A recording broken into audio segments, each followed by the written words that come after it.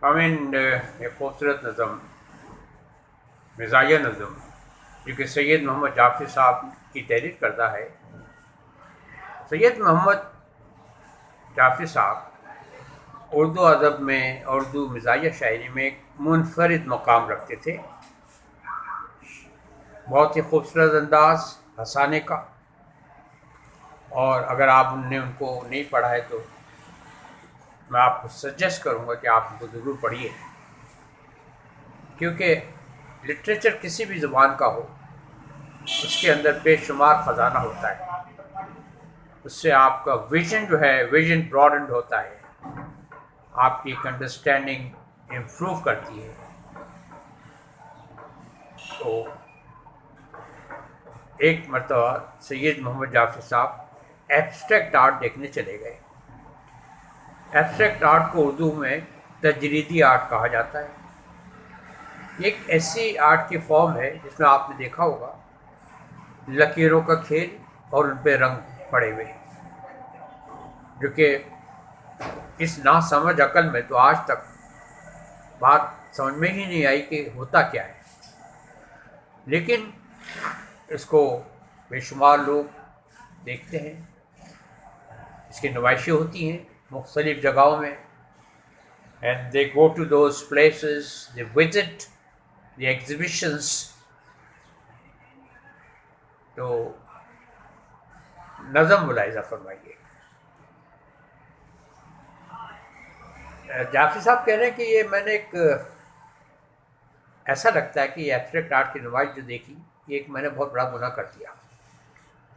वो इस तरह से कि वो कहते हैं कि एब्स्ट्रैक्ट आर्ट की देखी थी नुमाइश मैंने, की थी अजराए मुरव्वत भी सताइश मैंने, यानी तारीफ मुरव्वत में सब कर रहे हैं, वाह वाह वाह वाह, what a nice painting this is. मैंने भी कहा वाह, बिल्कुल है। आज तक दोनों गुनाहों की सज़ा पाता हूँ। लोग कहते हैं क्या देखा, तो शर्माता हूँ। सिर्फ कह सकता हूँ इतना ही, वो तस्वीरें थी यार की जुल्फ को सुलझाने की तदबीरें थी। एक तस्वीर को देखा जो कमाले फन थी, and everybody was busy appreciating it.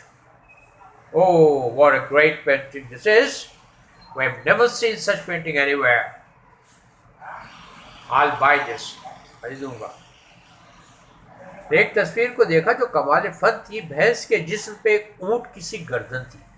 ये जाफरी साहब की समझ, और तंज भी कर रहे हैं और मजाक भी उड़ा रहे हैं। तजरीदियाट का नाको नाक खतरनाक जिसे कहते हैं, टांग खींची थे कि मिसवाक जिसे कहते हैं। नक्शे महबूब मुसव्विर ने सजा रखा था, मुझसे पूछो तो तिपाई पे घड़ा रखा था। मिसवाक जो है वो it is soft stick that is used to clean your teeth. उंगली नुमा लकड़ी होती है, और उसको जो है वो आपने देखा होगा, इस्तेमाल भी करते रहे होंगे।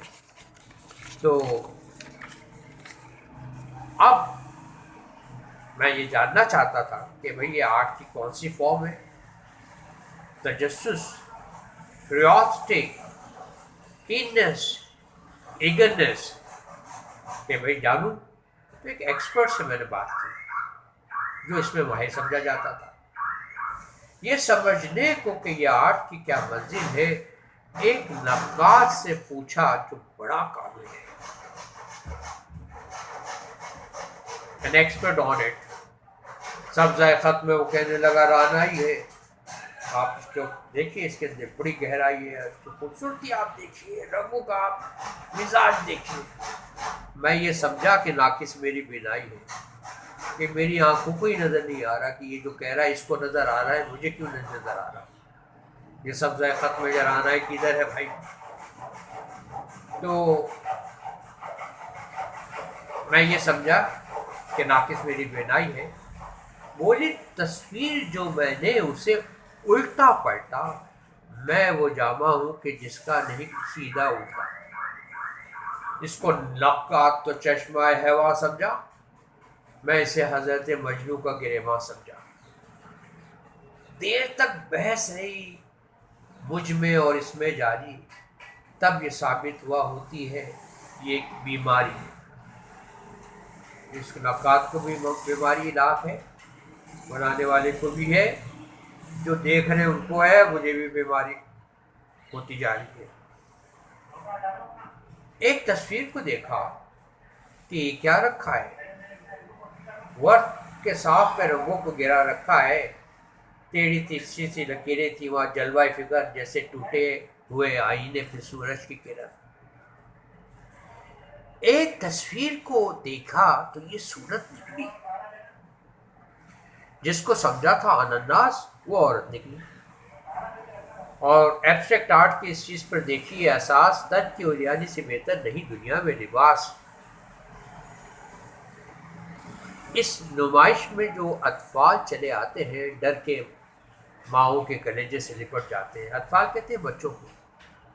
अब जब बच्चे कंपनी करते हैं along with their parents to such exhibitions, तो बच्चों को भाई जब मेरी ही समझ में नहीं आ रही तो बच्चे तो डर के खौफ के मारे, ये कोई भूत है क्या, चुड़ैल है क्या चीज़ है, इसको अजीब नमूना है, ये कौन सी फॉर्म है एब्स्ट्रैक्ट आर्ट की।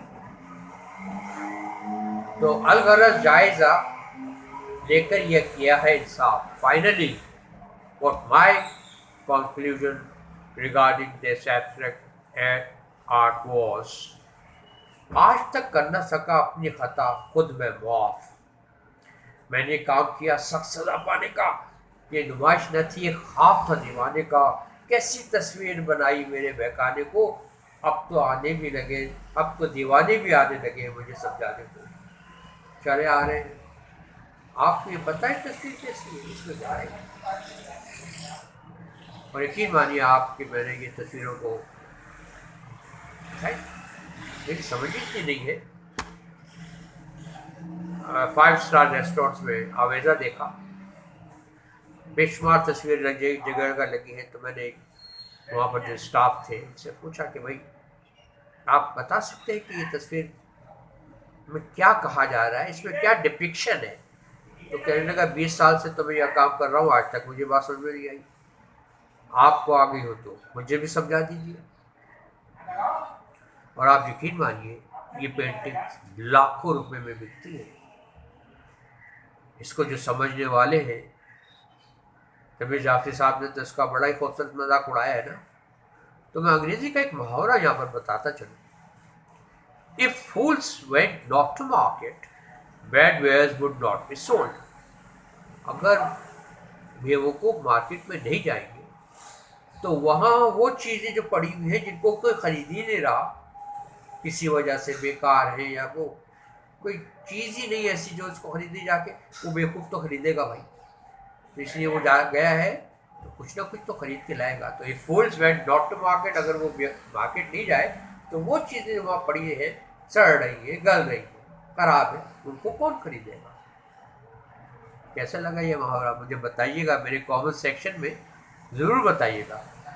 और कोशिश कीजिएगा कि इसको ज़हन नशी कर लें। ये काफ़ी दिनों बाद सब्जेक्ट से रिलेटेड हुआ तो ये मेरे जहन में इस वक्त बात आ गई, वरना ये बात कहाँ से कहाँ जा रही थी रवानी में। इस नज़म को बड़े खूबसूरत अंदाज में जाफरी साहब ने इसका एब्स्ट्रैक्ट आर्ट का, जिसको उर्दू में तजरीदी आर्ट कहा जाता है, इसकी तस्वीर मंजर कशी की है। आप इसको शेयर कीजिएगा औरों के साथ, अपने दोस्तों के साथ, जिनको शायरी का ज़ौक़ हो, जो ज़ौक़ और शौक़ रखते हैं उनके साथ। और ये फ़नून लतीफ़ा का एक पार्ट है, एब्स्ट्रैक्ट आर्ट, शायरी, मौसीकी और art of different types and different kinds. तो आप इनको शेयर कीजिएगा, लाइक ज़रूर कीजिएगा और सब्सक्राइब कर लीजिएगा। अगर आपको पसंद आई हो तो लाइक कीजिएगा, कमेंट्स कर दीजिएगा, कोई भी आपको कमेंट हो इसके मुतालिक। देखिए चर्चिल का नाम आपने सुना होगा, sir Winston Churchill. World war में वो he became the prime minister of England, और उस वक्त इंग्लैंड ज़मीन दोज हो चुका था। जर्मन ने इतनी मार मारी थी, इतनी मार मारी थी। लेकिन चर्चिल जब आता है because he was a leader, उसने वो रूप फूकी अपने अवाम में कि अवाम खड़ी हो गई, और फिर जो उसने जर्मन की पिटाई करी है।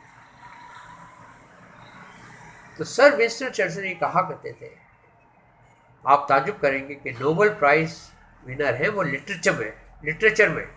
आप कहेंगे कि ये आदमी जो इतना मसरूफ वॉर में रहा, first world war 1914 to 1918, second world war 1935 to 45,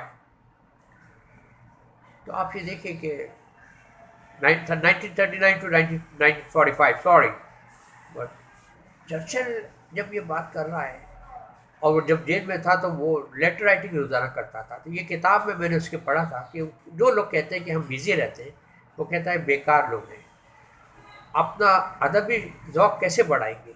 Churchill इतना जंगों में मसरूफ, हमेशा उसको लोग मारने के चक्कर में रहते थे, और वो अदब में नोबेल प्राइज़ लेके गया है।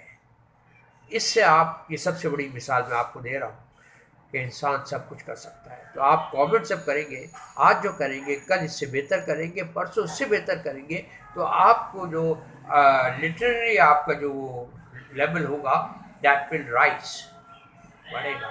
तो आप कमेंट कीजिएगा, अच्छा लगा तो ठीक है, अच्छा नहीं लगा तो कोई बात नहीं, कमेंट ज़रूर कीजिएगा। इसके साथ ही मैं आपसे इजाज़त चाहूँगा। Good bye.